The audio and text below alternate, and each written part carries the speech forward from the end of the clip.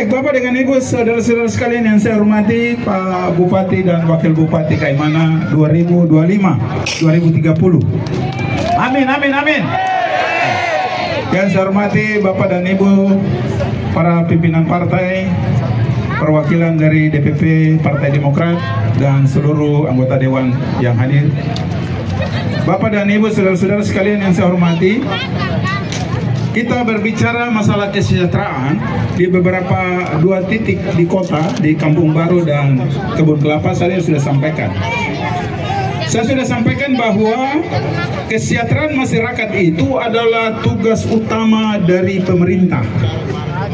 Pemerintah, semua pemerintahan, siapapun pemimpinnya, tujuan utama adalah meningkatkan kesejahteraan masyarakat. Bedanya adalah cara dan komitmennya. Beda di situ. Setiap pemimpin beda di dalam cara dan komitmen untuk mensejahterakan masyarakat. Jadi saya sampaikan bahwa untuk sejahterakan Kaimana, ya perbesar anggaran APBD Kaimana, perbesar angka bantuan dari APBD provinsi, perbesar anggaran dari APBN. Jadi kepala daerah dan wakil kepala daerah itu tugasnya itu, besarkan APBD. Perlu kerjasama antar partai. Ada utusan di provinsi dari partai-partai, ada utusan di DPR RI, ada utusan partai-partai. Itu yang harus dibangun, komunikasi. Perbesar kuenya supaya semakin banyak rakyat yang bisa dilayani. Setuju? Freddy sudah mulai berkomunikasi dengan partai-partai di Kaimana supaya apa? Satu bahasa ke provinsi, satu bahasa ke pusat. Iya. Di sebelah sana hanya satu partai yang 2 kursi, kau mau pergi bicara dengan siapa? Di kabupaten sini saja pasti susah. 2 mau lawan 18, tambah lagi 5 otsus, ya. Susah itu. Jadi secara politik sudah kalah. Jadi kalau kamu dukung, kamu bikin susah sebelah. Iya kan? Kemudian yang kedua, ada upaya untuk memperbesar kue itu dengan menciptakan situasi lingkungan Kabupaten Kaimana yang kondusif, yang aman, tertib, tentram, ya, sehingga kita bisa menarik investor dari luar untuk menanamkan modal di Kabupaten Kaimana. Jadi pemilu besok, pilkada besok, jaga keamanan. Kita bukan hanya menang, ya, tidak hanya untuk menang, tetapi jaga Kaimana ini supaya kondusif, supaya pertumbuhan ekonomi bisa bertambah, masyarakat bisa lebih sejahtera. Ya, ya. Masyarakat tidak bisa datang minta-minta, harus kerja. Kalau kau mau hidup baik itu harus kerja. Pemerintah punya tugas itu memfasilitasi program-program pemerintah sehingga bapak mama dorang yang punya kemampuan, keterampilan, ambil kesempatan untuk kerja. Iya toh? Kalau ekonominya bagus, mama-mama yang jual sayur, jual makanan kecil-kecil, jual makanan warung-warung, pasti dengan sendirinya akan meningkat omsetnya, meningkat pendapatannya. Jadi salah satu tugas utama nanti Bupati dan Wakil Bupati, selain memperbesar APBD, harus bisa menyusun program kegiatan yang pro kepada rakyat. Berikutnya adalah melaksanakan apa yang ditetapkan di dalam APBD itu tepat waktu. Karena apa? Kita kalau biasa makan satu hari 3 kali, jangan bikin makan satu hari 1 kali, tapi 3 kali punya kita gabung baru kita makan. Nanti poro pica, terasehat. Iya toh? Iyo. Oke. Jadi itu dari sisi pertumbuhan ekonomi. Dari sisi pengembangan SDM, Bupati ini sudah janji, ya, sudah janji 1 rumah 1 sarjana. Khusus untuk orang-orang OAP, ya, Khusus untuk orang OAP, ini program Bupati jelas, dia pro kepada orang asli Papua, orang asli Kaimana. Pakai dana apa? Pakai dana otsus. Tinggal bapak dan mama siapkan, bapak dengan mama punya anak-anak, supaya dorang sekolah baik, kualitasnya baik, kesehatannya baik, sehingga pada waktu program ini ada, dorang bisa ikut ambil bagian di dalam. Karena pasti ada seleksi juga. Tidak bisa semua diakomodir karena keterbatasan anggaran. Ya, kalau misalnya Bupati nanti sampaikan mungkin 1 tahun 1000 orang, anggarannya untuk 1000 orang. Kalau banyak melamar lebih dari 1000, kan pasti diseleksi. Itu terjadi di mana-mana. Jadi sekarang ini bapak mama yang sekarang ada di sini, nanti sampaikan ke keluarga-keluarga lain, mari sudah bergabung. Setuju toh? Jadi tanggal 27 November pilih nomor urut. Iya. Kemudian program satu lagi yang sudah dilaksanakan tetapi juga akan dilanjutkan, itu program 4M tiap kampung. Jadi ajak sudah yang sekarang ini ada di mana-mana, yang kemarin tidak kebagian rumah itu, dorang ikut di sini supaya Pak Frediti dengan Pak Somad ini menang, program 4M itu jalan. Ya, supaya apa? Jaminannya setelah menang adalah kamu yang belum dapat rumah itu nanti dilanjutkan, dibangun. Jadi tidak usah kecewa dulu. Iya toh? Iya. Kalau bapak dan mama punya uang 100.000, mau beli semua kan tidak bisa. Jadi harus pilih, mau beli makanan dulu kah, mau urus anak sakit kah, begitu kan? Kalau bapak-bapak kan jangan, kalau anak sakit, mama beli minta uang untuk beli obat, beli beras, mau masak, uang 100.000 tak cukup, masa bapak mau ambil bagian untuk isap rokok? Pasti kalahkan isap rokok dulu, kan begitu toh? Iya. Jadi anggaran itu ada keterbatasan, tidak bisa juga sebebas-bebasnya. Ya, jadi kesempatan yang bagus untuk masyarakat, khususnya UAP, kamu pilih nomor urut 2, supaya sumber daya manusia kita UAP di Papua, khususnya di Kabupaten Kaimana itu memenuhi level untuk bersaing. Bersaing dengan siapa? Dengan saudara-saudara kita yang UAP di luar Kaimana, tetapi juga seluruh Indonesia. Jangan jadi pegawai hanya di negeri ini. Pergi kerja di Jawa sana. Kerja di mana-mana bisa. Jangan jago kandang. Saya 30 tahun kerja di luar Papua. Iya toh? Iya, jadi jangan berpikir nanti jadi apa di sini, sekolah supaya bisa mampu bersaing. Iya toh? Kalau ada yang mau jadi pegawai sini silakan. Ada mau jadi pejabat ya jaga-jaga diri baik-baik. Kalau sudah bekerja ya jaga baik-baik. Ada pegawai, ada inbox saya. Bapak, kita tidak dukung Frediti. Kenapa jadi? Aduh. Selama 3 tahun ini kita tak dapat jabatan. Iya, betul. Saya tanya kenapa jadi? Pace dia terkasih kesempatan buat kita. Padahal saya tahu yang bicara ini pernah dikasih jabatan, tidak bisa melaksanakan tugas dengan baik, jarang masuk kantor. Baru ya ini yang terbaik punya ini, minta uang. Waduh, kalau pegawai pejabat saya tidak bisa urus diri sendiri, bagaimana mau urus rakyat? Begitu ya. Kemudian saya tergelitik satu hal lagi yang mereka sampaikan. Oh, kita ini mau pilih sebelah, tidak pilih nomor 2. Kenapa? Karena janjinya salah satu visi misinya itu nanti kalau don jadi, don mau bayar kreditnya pegawai. Aduh, kok lucu. Iya. Ini nanti dong bilang itu hoax. Padahal sebenarnya itu ada di visi misi ke-4 kali. Jadi ada visi 1, 2, 3, 4. 4 itu dong ada kasih masuk itu. Nanti bayar kredit pegawai negeri. Kalau begitu pegawai negeri kamu minta sudah 1 miliar. APBD habis untuk bayar itu. Baru rakyat kamu dapat apa? Abu nawas tinggi. Iya. Jadi itu tidak usah percaya. Karena itu sudah visi misi yang ke-4.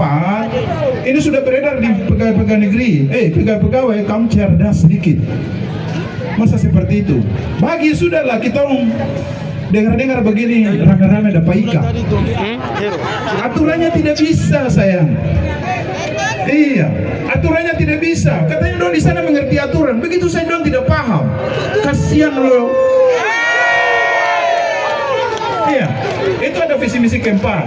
Yang kelima dong suka silang. Karena orang mau protes apa betul. Di yang kelima yang masuk ke KP dong suka silang. Iya, oke ya. Jadi saya hanya sampaikan bahwa tolong nanti yang rekam ini rekam.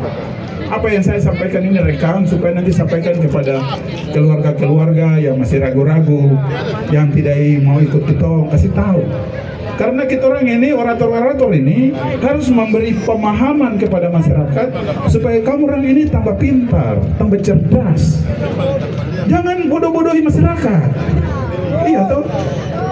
Iya. Saya baru pulang dari Etna dengan Pak Bupati. Setelah saya pulang, ada orator dari sebelah masuk ke kampung. Iya. Mulai provokasi masyarakat. Katanya mau pimpin masyarakat datang ke Polres kah, mau demo. Ada terkait katanya. Ada yang TSK kah itu kan.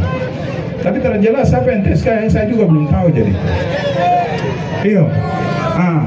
Jadi tolong pakai informasi yang akurat. Kita orang ini pemimpin di level berbagai level itu edukasi masyarakat supaya masyarakat cerdas. Masyarakat yang kurang pendidikannya jangan kamu bodoh-bodohi lagi.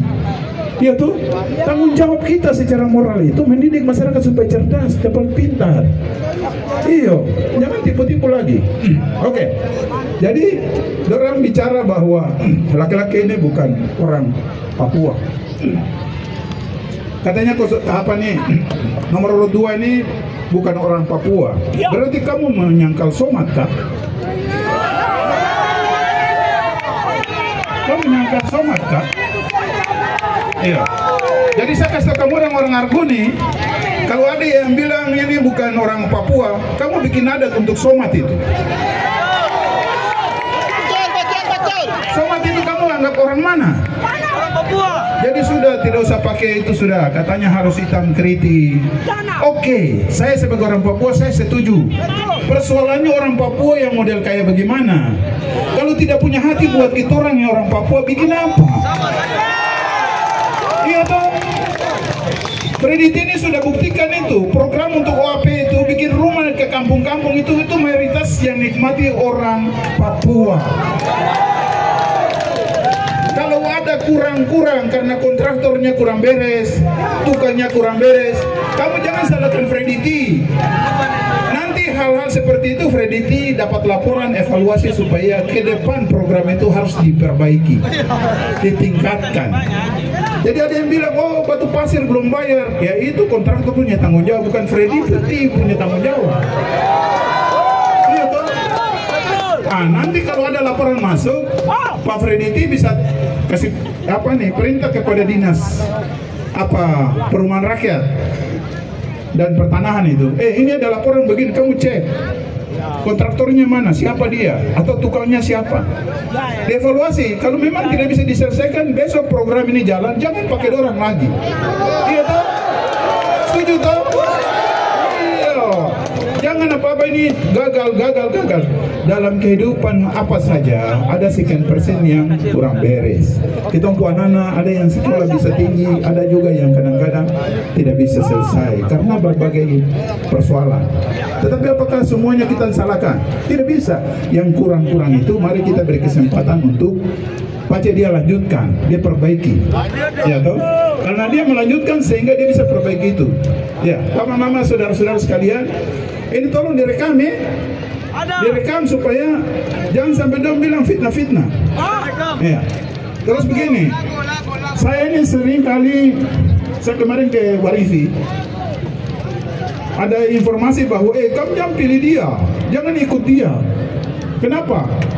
Oh, Pak CFA itu suka lapor-lapor kita di KPK. Tidak bisa. Iya loh. Dan kasih isi begitu. Dia itu bukan keluarga. Karena dia sering lapor-lapor kita di KPK. Saya mau bilang itu fitnah. Saya tidak pernah lapor-lapor. Saya ini dari bupati pertama, bupati kedua, bupati ketiga. Saya ini selalu kritis. Saya kritis itu bukan berarti saya tidak mendukung.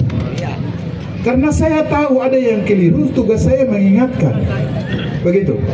Jadi kemarin dong bilang masalah jembatan dermaga di Warifi.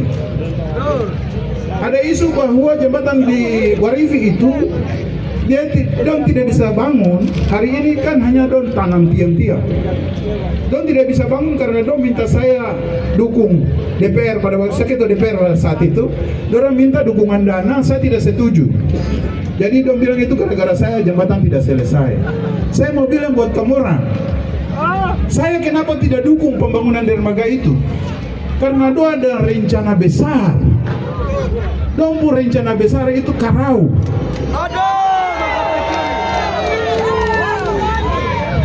Iya.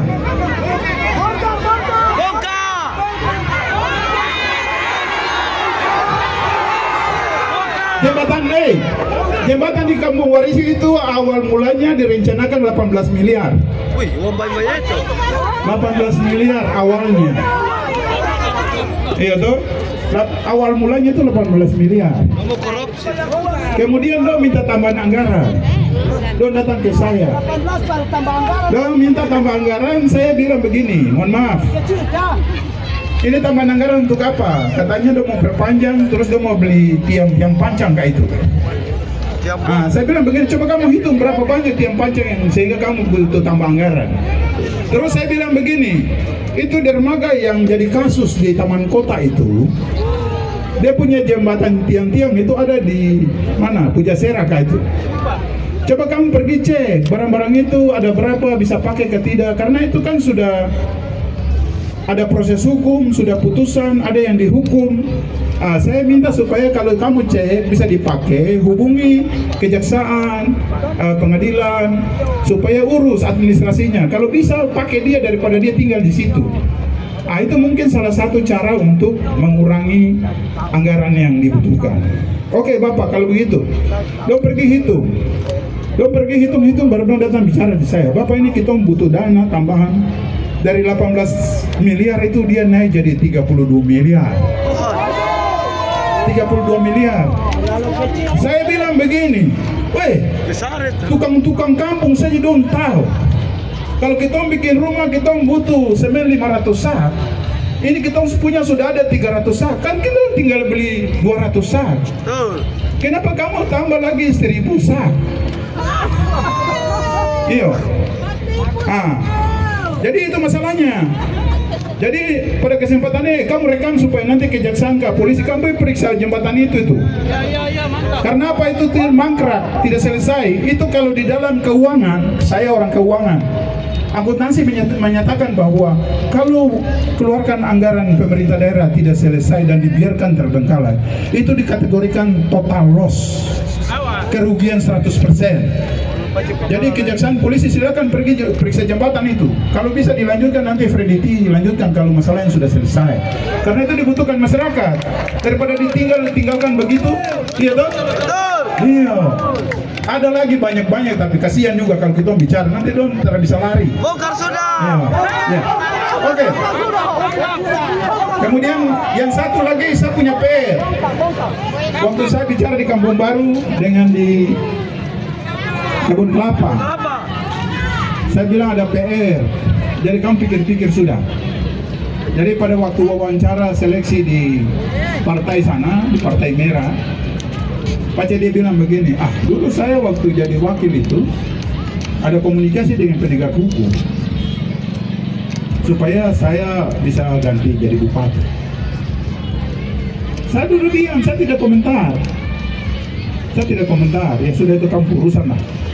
Artinya kalau secara psikologi, ya ilmu yang saya pernah baca, ini tidak ada hubungan apa-apa ini. Tiba-tiba ada orang bicara begitu, hati-hati.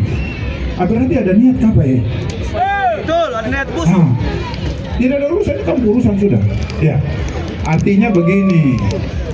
Jangan-jangan ini jebakan Batman juga. Iya, itu satu jawab PR ya.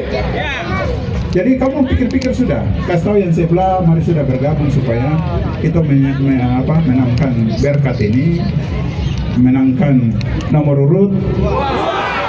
Kalau kita sudah menang, baru kita duduk susun program yang kepada. Jadi sebenarnya arahan dari pusat itu APBD itu harus disusun apa? Pertama pro job creation, penciptaan lapangan pekerjaan. Kemudian pro growth, pertumbuhan ekonomi. Kemudian yang ketiga adalah pro poor, mana orang-orang miskin yang perlu dibantu. Buat program terobosan di situ sehingga kesejahteraan masyarakat sedikit demi sedikit yang meningkat. Jadi saya pasang badan di Prediti dan Somat Warada. Saya akan total menangkan mereka dan kita kawal mereka supaya sukses melayani Bapak dan Ibu saudara-saudara. Oke, begitu ya, cukup ya.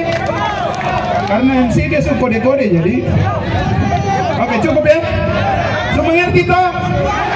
Semua ngerti kah? Jadi kita dapat tanggal 27 pilih nomor urut. Nomor urut. Di belakang sana tidak ada suara Kamu yang di sana itu Ada suara kah? Nomor urut 2, pinggir jalan sana 2. Iya. Jadi di samping kita menangkan pasangan nomor urut 2, jaga kayak mana ini tertib, aman, lancar semua. Kayak mana ini milik kita semua. Sama-sama kita bakui kasih ingat yang tidak baik kalau ajak supaya dia jadi baik. Ya, jangan kasih masuk dia, jangan dorong dia supaya dia jatuh, tapi ajak dia untuk baik. Ya. Kalau dia agak nakal-nakal sedikit, tarik telinga. Kalau terada sisi kepala ini. Oke, begitu ya. Terima kasih. Apabila ada hal-hal yang kurang berkenan, mohon maaf ya. Kamu yang di jalan hati-hati ya. Yo, hati-hati. Makasih. Selamat sore. Wassalamualaikum warahmatullahi wabarakatuh.